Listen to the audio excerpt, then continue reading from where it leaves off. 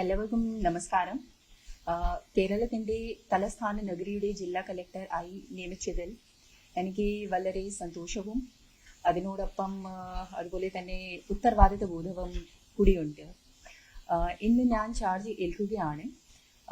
ആദ്യമായി നമ്മുടെ ജില്ലയിൽ ഇപ്പോൾ നടന്നുകൊണ്ടിരിക്കുന്ന പ്രവർത്തനങ്ങൾ, അതുപോലെ തന്നെ ഇവിടുത്തെ ക്ഷേമവും വികസനവും മറ്റ് ആവശ്യങ്ങളും അത് മനസ്സിലാക്കാൻ ആദ്യം ഞാൻ ആഗ്രഹിക്കുന്നു. ഇത് മനസ്സിലാക്കാൻ കുറച്ച് സമയം വേണ്ടി വരും. അതിനെ പിന്നീട് അടിസ്ഥാനം ആക്കി നമ്മുടെ പ്രയോറിറ്റീസ് ഒക്കെ തീരുമാനിക്കേണ്ടതാണ് എന്ന് ഞാൻ ആഗ്രഹിക്കുന്നുണ്ട്. കൂടാതെ നമ്മുടെ ഗവൺമെന്റിന്റെ, നമ്മുടെ സർക്കാരിന്റെ പ്രയോറിറ്റി പ്രോജക്ട്സ് ആയിരിക്കും എന്റെയും മുൻഗണന, എന്റെയും പരിഗണന.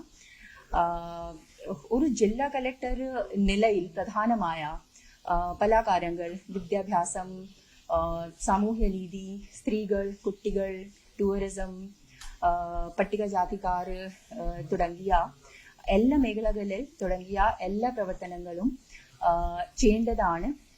ഇതൊക്കെ ഒരു കളക്ടറുടെ പ്രധാനമായി ഉത്തരവാദിത്തമാണ് എന്ന് ഞാൻ വിശ്വസിക്കുന്നുണ്ട്. ഈ അവസരത്തിൽ എല്ലാ ജനപ്രതിനിധികളുടെ പൂർണ്ണമായി പിന്തുണ ഞാൻ അപേക്ഷിക്കുന്നുണ്ട്, ഞാൻ പ്രതീക്ഷിക്കുന്നു.